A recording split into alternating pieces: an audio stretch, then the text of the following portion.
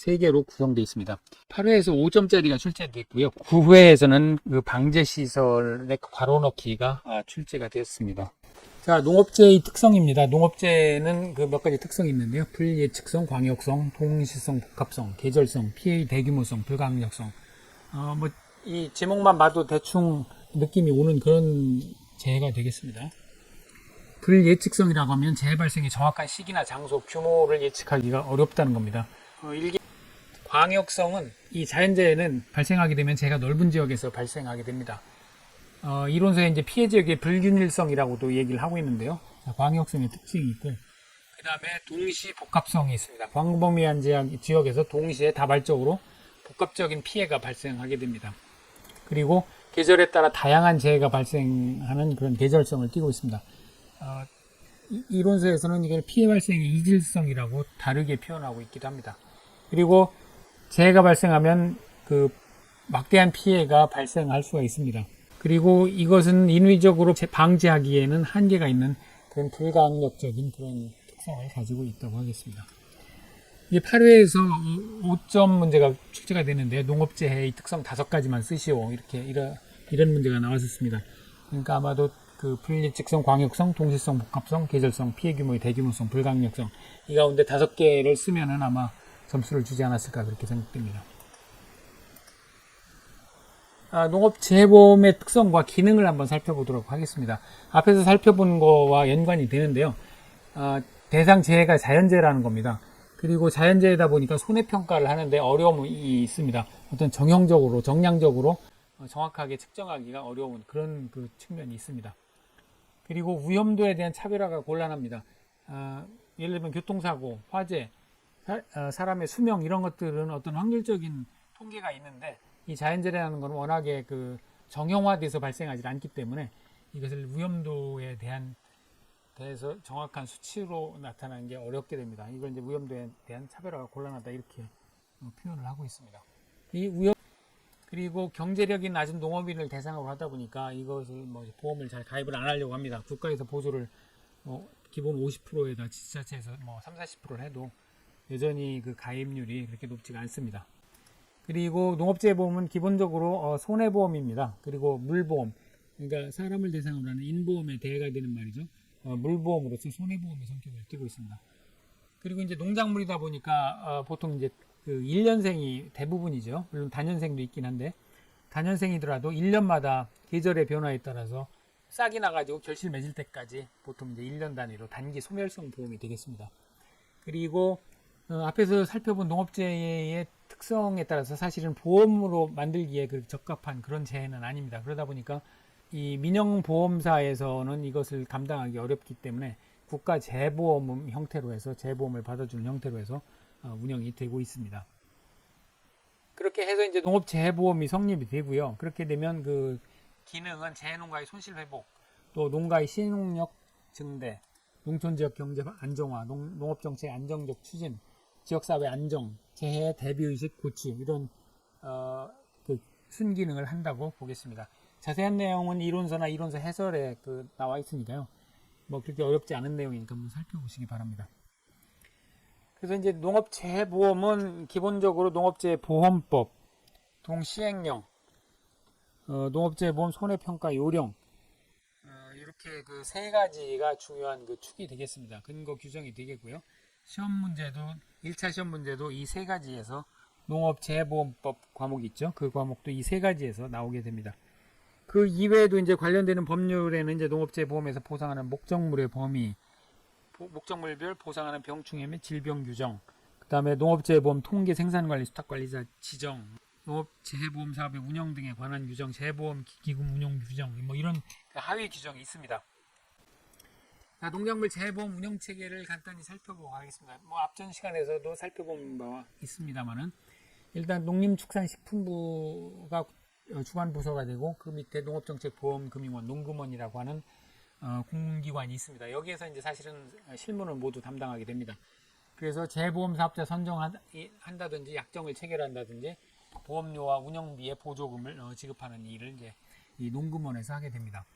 그리고 보험개발원과 금융감독원에서는 이제 보험료를 산출하고 기초서류를 확인하고 해서 이 재보험 사업자, NH 농협 손보가 되겠습니다만 여기에 이제 그 직접적인 관여를 하게 됩니다. 그리고 계약자 농민하고 보험료를 내고 보험계약을 체결하게 되겠죠. 그리고 농구만에서 보험료와 운영비를 지급을 합니다. 그리고 이제 재보험을 들게 되는데요. 이 재해가 앞에서 살펴본 그런 특성을 의미해서 일반 민영보험사가 감당하기엔 너무 그 불확실성이 크고 그 재해가 한번 발생하면 손실도 크게 발생할 수 있습니다. 그래서 그 재보험을 들게 되는데요. 국내 민영보험사의 재보험을 들기도 하고 또 국가의 거대 재해를 인수하는 그 국가의 재보험 기금이 있습니다. 여기에 이제 재보험료를 내고 재보험을 가입을 하게 됩니다. 그래서 이제 국가는 자금 집행을 그 농업재해 재보험 기금에서 하게 되고 기금 운용을 위탁은 농구먼에다 주고 농구먼에서 이 운용을 하게 됩니다.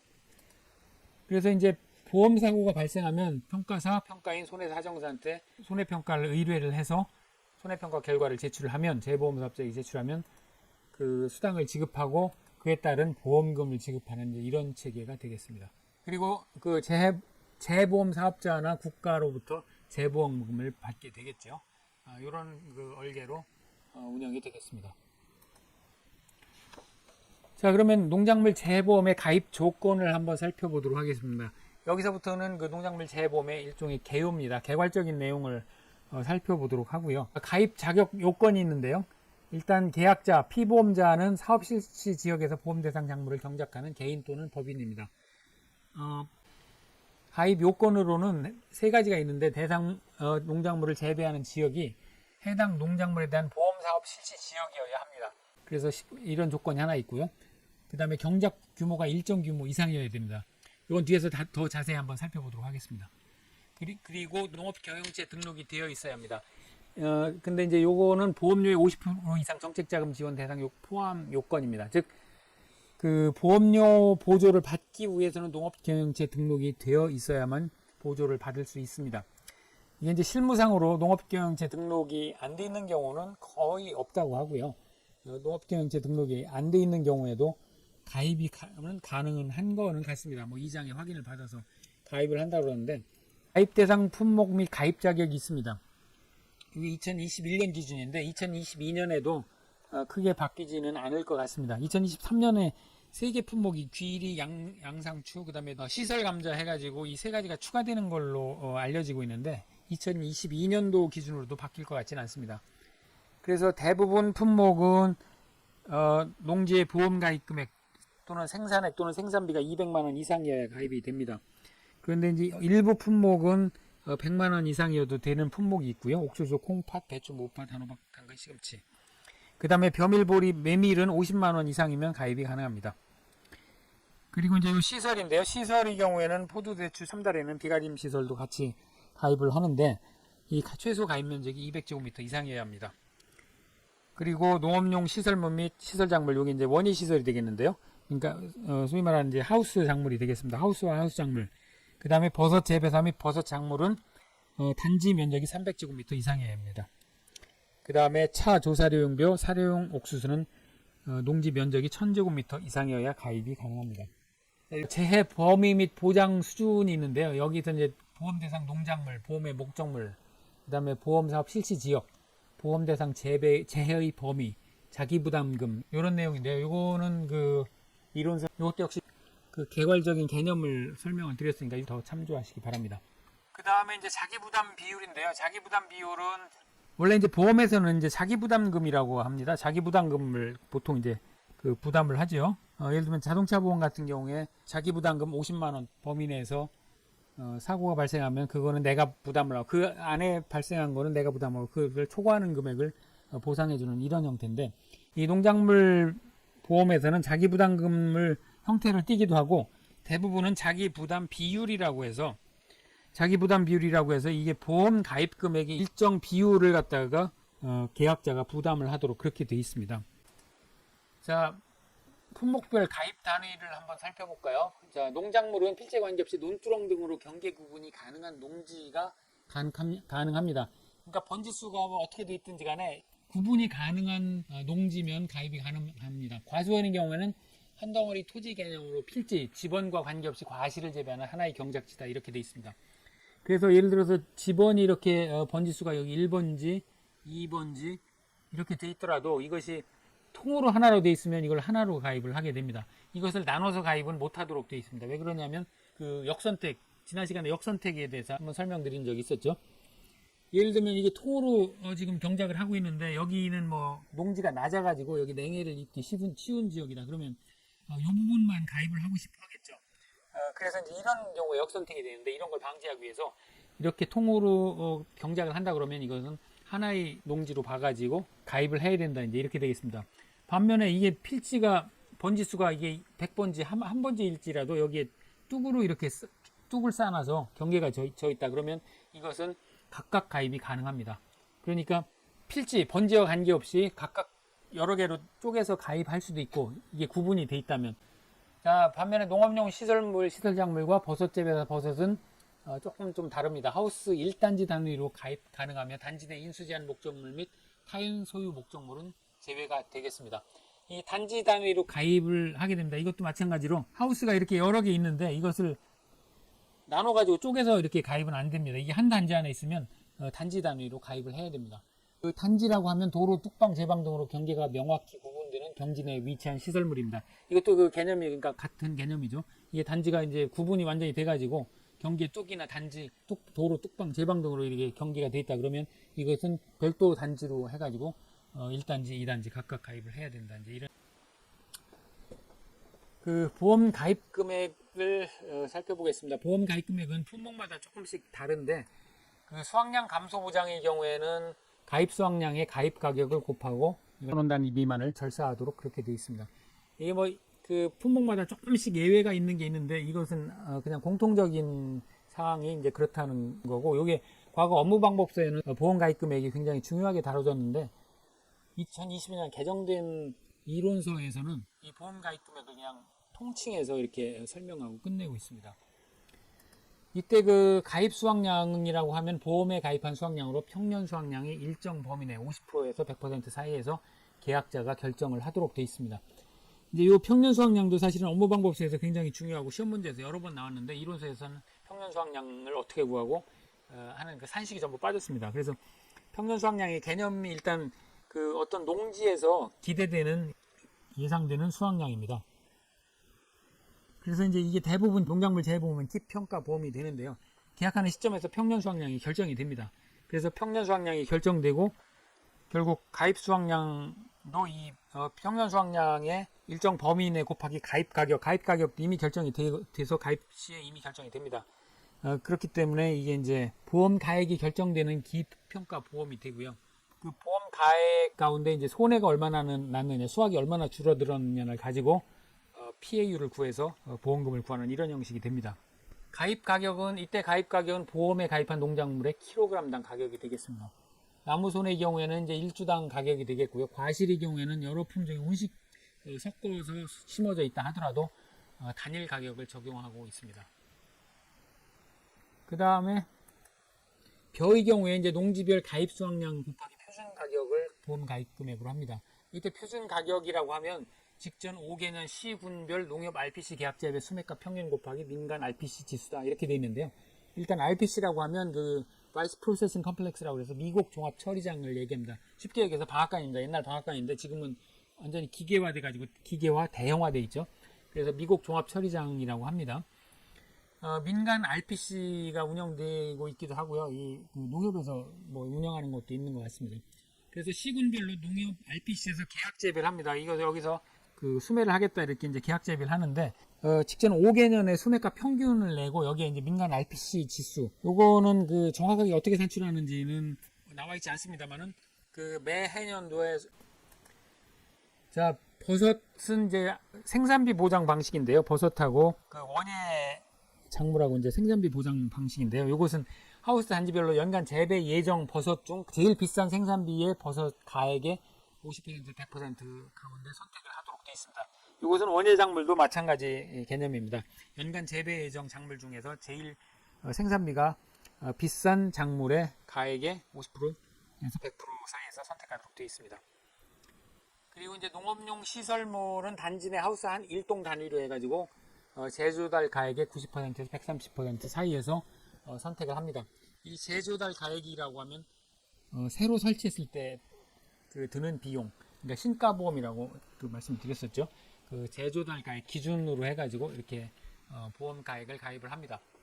다만 이제 기준 금액 산정이 불가능한 뭐 이런 콘크리트, 경량, 철골조, 비규격 하우스, 그러니까 규격 하우스가 아닌 거는 계약자 고지사항 이거 얼마 들었습니다. 이런 고지사항하고 그 설치할 때 들어간 뭐 이런 서류를 가지고 보험 가액을 추정해서 가입 금액을 결정을 합니다. 이 시설물의 경우에 그 인삼의 경우에는 연금별 보상 가액이 있습니다. 이게 이제 6년근, 보통 6년근을 이제 수확을 하죠. 근데 이제 6년근보다 5년근, 4년근일 경우에도 있는데, 근데 연금별 보상 가액이 있습니다. 거기에 이제 재배 면적을 곱해서 보험 가입 금액을 결정하도록 되어 있습니다. 자, 해가림 시설은 이걸 이제 제조달 가액으로 해주는 게 아니고 1- 감가상각률. 이건 감가상각률은 그 경년 감가율이라고 해서 1년에 얼마씩 줄어드느냐. 중고가 되면 이제 가치가 줄어들겠죠. 경년 감가율의 경과 연수. 얼마나 경과했느냐를 곱해가지고 가치가 떨어진 것만큼 가액을 산정을 해서 보험 가입을 받습니다. 그래서 이거는 이제 농업용 시설물하고 조금 다르죠. 자, 이것은 각 품목에 가서 더 자세히 다룰 텐데 가겠습니다. 벼의 보험 가입 금액, 그 다음에 보험료 계산하는 문제가 이제 15점이 나왔는데요. 한번 살펴보죠. 보험 가입 금액은 가입 수확량 곱하기 가입 가격이었죠. 가입 가격인데 일단 가입 가격을 구해야 되겠습니다. 가입 가격은 그 가입연도 직전 5개년 시군별 농협 RPC 계약자별 수매가 최근 5년 평균값에 민간 RPC 지수 반영해서 구한다 이렇게 돼 있었죠. 여기 보면 다 주어졌습니다. 평균 농협 RPC 계약자별 수매가가 연도별로 2016, 17, 18, 19, 20, 21 5개년 평균을 내면 되겠죠. 그러니까 1400, 1600, 1800, 2000, 2200에서 평균 내고 자, 평균 냈습니다. 평균 냈더니 여기 보면 1800원이 되네요. 합해서 5로 나누면 되죠. 그 다음에 여기 보면 계산 시 민간 RPC 지수는 농협 RPC 계약자별 수매가에 곱해서 산출해라 이렇게 제시를 했습니다. 여기 보면 이제 RPC 지수 1.2로 줬으니까 그냥 곱해서 구하면 됩니다. 그래서 1800원 곱하기 1.2가 가입 가격이 되겠고 가입 수량은 여기 가입 수확량이 4500 줬습니다. 그러니까 그냥 곱해서 구하면 보험 가입 금액은 이제 972만 원이 되겠습니다. 이제 만원 단위 미만을 절사해야 되겠죠. 자, 그 다음에 보험료입니다. 보통약관 보험료를 구해라 이런 겁니다. 보험료는 보험 가입 금액 곱하기 이제 여러 가지 할증률이 있었죠. 할인 할증률을 곱하면 되죠. 그래서 보면은 보험 가입 금액이 972만 원이었고 여기 보면 보통약관 영업료율이 12%입니다. 12% 곱하고 그 다음에 손해율에 따른 할인율이 13%입니다. 그러니까 13%를 할인을 하고 그 다음에 직판홍지하고 친환경 재배를 했습니다. 그러니까 10% 8%를 할증을 하면 되겠죠. 10% 8% 할증해서 그대로 구하면 됩니다. 그래서 102만 5천 원이 나왔네요. 120만 5천 원이 주계약 보험료가 되겠습니다. 자, 특약 보험료도 마찬가지입니다. 보험 가입 금액에다가 마찬가지로 특약 보험료가 지금 5%로 주어졌으니까 5%만 곱하면 되겠습니다. 5%만 곱해서 구하면 되겠습니다. 자, 여기서 이제 논란이 하나 있는데요. 손해율에 따른 할인 할증률을 마이너스 13%라고 주어졌습니다. 그러니까 이 출제 의도는 할인율 13%를 할인을 해라 이런 의도로 보입니다. 그래서 1-13으로 하는 게 맞는데 그런데 물리적으로만 그 해석을 해보면 할인율 마이너스 13%는 13% 할증하고 같은 뜻이 되겠죠. 마이너스 13%를 할인하니까. 그래서 1 플러스 13으로 만약에 답을 썼으면 어떻게 채점했을지 참 궁금합니다. 자, 사과의 보험료 또 구하는 문제가 연달아 나왔습니다. 이 보험료가 사실은 이 손해평가사의 업무하고는 별 관계가 없는 건데 이렇게 계속 나오네요. 자, 마찬가지입니다. 영업보험료 계산 과정과 값을 쓰시오. 이것은 이제 적과전 보험료 계산하는 산식이 있었죠. 보험 가입 금액에다가 보험료, 영업보험료, 순보험료, 영업 부가보험료 따로따로 이제 구할 수 있죠. 그리고 보험료율 곱하고 그 다음에 할인 할증률을 이제 곱하면 되는 거죠. 자, 그러면 보험 가입 금액은 지금 가입 금액 1000만 원으로 줬습니다. 줬고 그 다음에 순보험료율이 15%니까 순보험료에 부가보험료를 합하면 이제 이게 영업보험료가 됩니다. 그래서 합해서 구해도 되고 따로따로 구해도 됩니다. 그래서 따로따로 지금 구해보면 15%, 2.5%를 곱하고 그 다음에 지금 할인 할증률이 100%라고 있으니까 100% 곱해서 150만 원, 25만 원이 각각 나왔고요. 영업보험료는 두 개를 더하니까 175만 원이 됩니다. 이제 물음 이 부가보험료의 계산 과정과 값을 쓰시고, 사실은 뭐 이게 좀 아래 위가 바뀐 것 같은데요. 부가보험료는 이제 요것만 따로 구하면 되겠죠. 25만 원이 됩니다. 그 다음에 이제 농가부담 보험료를 구하라 이렇게 됐습니다. 농가부담 보험료는 국고 보조율이 따로 있습니다. 지금 보장 수준, 요게 이제 그 자기부담 비율하고 같다고 그랬죠. 이게 40% 자기부담 비율.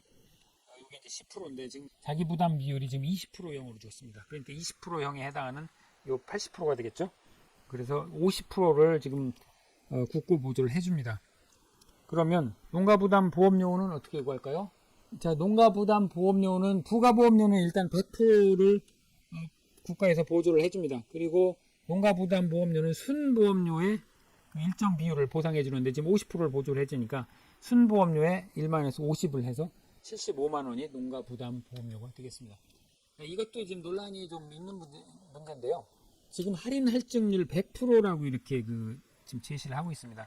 근데 이제 앞에서도 살펴봤습니다만 손해율에 따른 할인 할증률이 최대 50%입니다. 그러니까 아무리 할증을 해도 50%밖에 안 되고, 그 다음에 방제시설 할인율이 뭐니 다 합해도 100%가 나올 수가 없습니다. 그런데 할인 할증률 100%라니 이게 이제 어떻게 하라는 얘기냐? 이렇게 이제 이의 제기를 할 수가 있겠고요. 다만 이론서에 보면 보험 가입금액 곱하기 보험 요율 곱하기 할인 할증률이라고 이렇게 나와 있습니다.